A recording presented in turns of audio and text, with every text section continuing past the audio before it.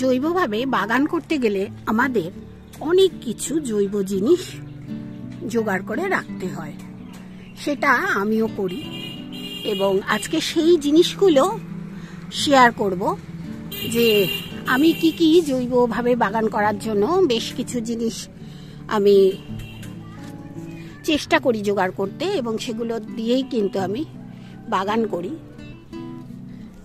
এই যে এই করলার বীজটা কিন্তু খুব ভালো দেখছি, দেখুন ওপরেও হয়েছে।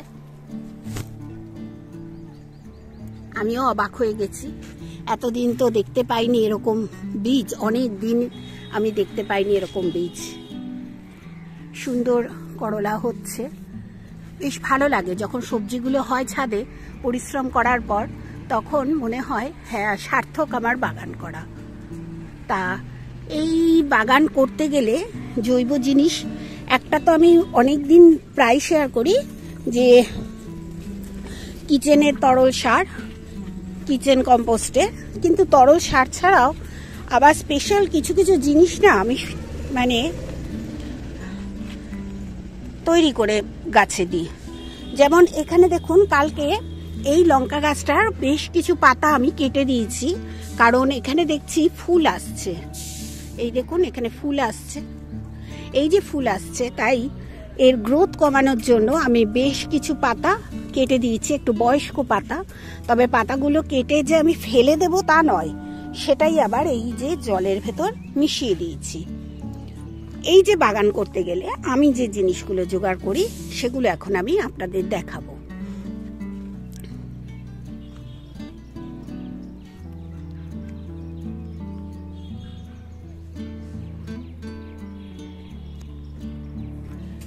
বেশ কিছু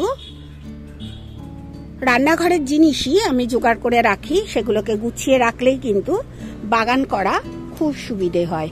চলুন দেখে নিই আমার যে গুছানো জিনিসগুলো, যেগুলো দিয়ে আমি কিছু সার বানাবো ঠিক করেছি, সেই জিনিসগুলো কি কি। দেখুন এই যে পেঁয়াজের খোসা, সেই খোসা কিন্তু বেশ অনেকটা জমিয়েছি, এই পেঁয়াজের খোসা। তার সঙ্গে জমিয়েছি হচ্ছে এই যে কলার খোসা, এই কলার খোসা আরও আছে আমার নিচের ঘরে, এটা তো ছাদ, ঘরে আছে এরম কলার খোসা। যখন আমাদের বাড়িতে কলা আসে না তখন কিন্তু শুধু গাছের জন্যই কলা আনা হয়, এটা করা হয়। আবার দেখুন এখানে চায়ের পাতা, আমি যেহেতু বড় চায়ের পাতা মানে লিকার চায়ের পাতা খাই, সেই জন্য এই চায়ের পাতাগুলো দেখছেন একটু বড় সাইজের পাতাগুলো, এই জিনিসগুলো আমি ব্যবহার করি। আর এগুলো ধরুন এগুলো জলে ভেজাবো, এই 2-4 দিন জলে ভিজিয়ে যে জলটা হবে সেটাই গাছে দেব, আবার সাদা জলের সঙ্গে মিশিয়ে। এটা পটাশের জন্য দিই, চায়ের পাতাও দিই। তার সঙ্গে কিন্তু আমি ফল ফুল আনার জন্য এই যে পেঁয়াজের খোসা, আমাদের একসঙ্গে প্রায় 2-3 কিলো পেঁয়াজ আসে, সেই পেঁয়াজটা থেকে আমি ভালো করে খোসাটাকে বেছে নিই। খোসা বেছে এখানে দেখুন রসুন এসেছে, তারও কিছু খোসা আছে, এই সব কিছু খোসা আমি সুন্দর করে জোগাড় করেছি। এগুলো করেছি, এগুলো কিন্তু আলাদা আলাদা ভেজাবো না, আমি এক জায়গায় এইটা এইটা আর এইটা ভেজাবো। আর ভেজাবো হচ্ছে তার সঙ্গে একটু ভাতের মাড়, ভাতের ফ্যান যেটা আমরা বলি, এই দিয়েই এইটা এইটা এইটা মানে চায়ের পাতা, কলার খোসা আর পেঁয়াজের খোসা, এই তিনটেকে আমি ভিজাবো। 4-5 দিন ভেজানোর পর সেই জলই কিন্তু আমি যখন এইরকম 1 মগ নেব, এই 1 মগের সঙ্গে প্রায় আমি 5 লিটার মতো জল আমি মেশাবো, একদম পাতলা করেই গাছের গোড়ায় দেবো। আমি বিশেষ করে এটা করছি এই লঙ্কা গাছের জন্য, কারণ এই লঙ্কা গাছে দেখুন ফুল এসেছে, অনেক দিনের চেষ্টার ফল, ফুল এসেছে, এই জন্য করছি। আবার কিছু লঙ্কা গাছে ফুল ফুটছে কিন্তু ফুলগুলো ঠিক মানে ফুটে লঙ্কা হচ্ছে না, এইটাতেও আমি কিন্তু এটা জলটা দেব, এর জন্যই করছি। আর তার জন্য কিন্তু আমাদের জোগাড় করতে হয়, মানে রান্নাঘরে তো সব জিনিসই থাকে, তার থেকে আমাদের গুছিয়ে গুছিয়ে নিতে হয়।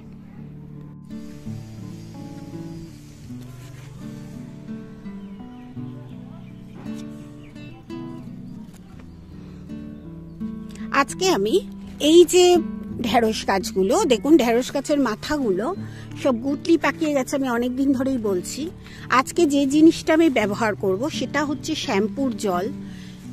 একটা ছোট্ট বোতলে নিয়ে এসে এই শ্যাম্পুর জল দিয়ে এই মাথাগুলোকে ভিজিয়ে দেব।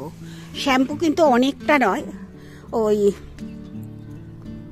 হাফ লিটার জলে 2-4 ফোঁটা দেব, দিয়ে ওটাই আমি ভালো করে জলের সঙ্গে মিশিয়ে নিয়ে শ্যাম্পুটা গুলে যাবে, সেই লিকুইড শ্যাম্পুটা সেটাই এই সব মাথায় দেব।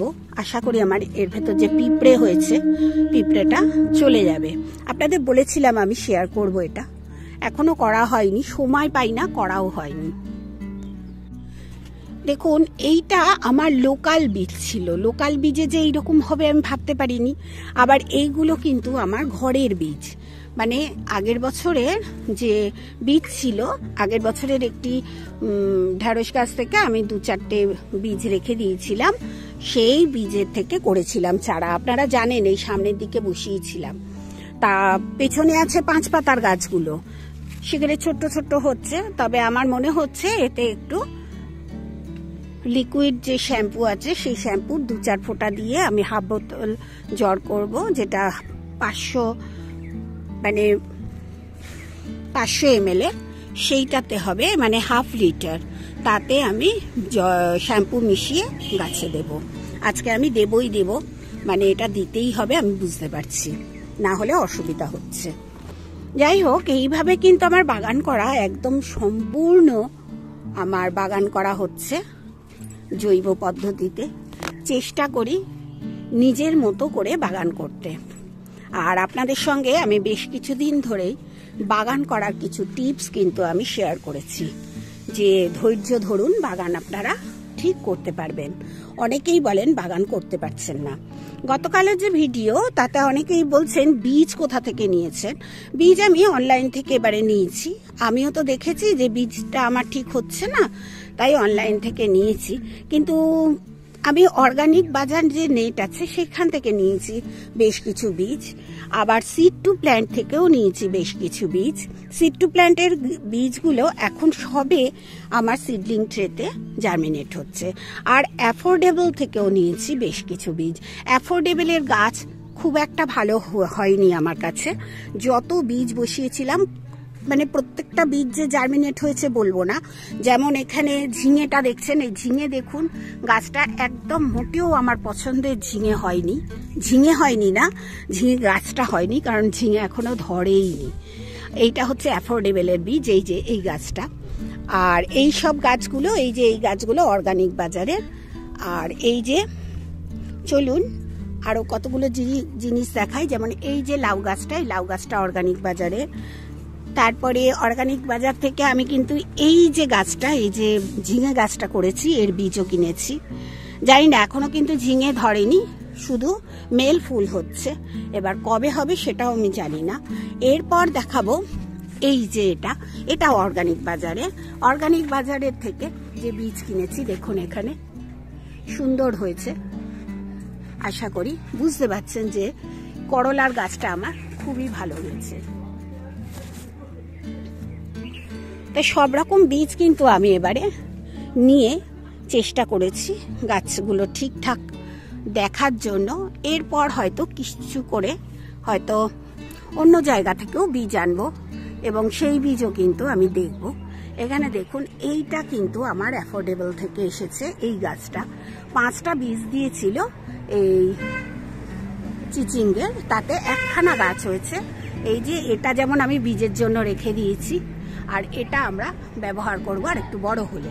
অ্যাফোর্ডেবলের যে গাছটা হয়েছে এই গ্রো ব্যাগে আমি 5খানা বীজই বসিয়েছিলাম, একটাই মাত্র হয়েছে। এই যে তার একটা, এই যে এটা একটার থেকে এত ঝাঁকড়া হয়ে গেছে বলে গাছটা, তাই আপনারা দেখতে পাচ্ছেন অনেকগুলো ডালপালা বেশি হলেই ঝাঁকড়া হয়ে যায়। আর এই গাছ এইভাবেই করছি। আপনারা যেরকম বীজ নিয়ে সমস্যায় পড়ছেন, আমিও সমস্যায় পড়েছি। কিন্তু আমি যখন আগে গাছ করতাম, মানে লকডাউনের আগে, ধরুন 18 সালের আগে, আমি কিন্তু বীজ পেতাম খুব সুন্দর। নর্মালি যেসব পাড়ার বীজ ভাণ্ডারগুলো যে রয়েছে সেখান থেকেই ভালো ভালো বীজ পেতাম, আর গাছও করতাম খুব সুন্দর। তখনকার যে ফসলটা হতো সেই ফসলটা কিন্তু এখন আমার ছাদে হতে চাইছে না। যাই হোক, সবকিছু মানিয়ে গুছিয়ে তো নিতেই হবে। আর এই যে এই গাছটা, এই যে বীজটা, এই ঢেঁড়সের বীজটা, এই বীজটা কিন্তু আমার অর্গানিক বাজারের। তাহলে আমি বলছি যে অর্গানিক বাজার থেকে কিন্তু বেশ কিছু গাছ আমার এই ছাদ বাগানে করেছি নতুন। এবার দেখা যাক কতটা আমি ফসল পাই। ফসল পেলে আবার তখন আপনাদের সঙ্গে আমি শেয়ার করব যে আমি অর্গানিক বাজারের যে বীজ পেয়েছি তার থেকে কিন্তু ফসল ভালো হচ্ছে। এটা বলার মতো যেন আমাকে ফসল দেয় গাছগুলো, সেটাই একটু এখন আশা করে বসে আছি আর কি। আশায় মরে চাষা, আর আমি ভালো বীজের আশায় বসে আছি। আমার অবস্থা যে কি বলবো, সব সময় আপনাদের সঙ্গে আমি শেয়ার করি যে কত কষ্ট করে আমরা বাগান করি। যারাই বাগান করেন অনেক পরিশ্রম করি আমরা। কোথা থেকে বীজ নেব, কোথা থেকে গাছ নেব, কোথা থেকে কি খাবার দেব গাছকে, এই সব চিন্তা করতে করতেই কিন্তু আমাদের গাছ করা। এবং এই গাছ যদি কখনো বিচ্ছিরি হয়ে যায়, ফল দিতে না চায়, তখনই খুব কষ্ট হয়। এটাই হচ্ছে কথা।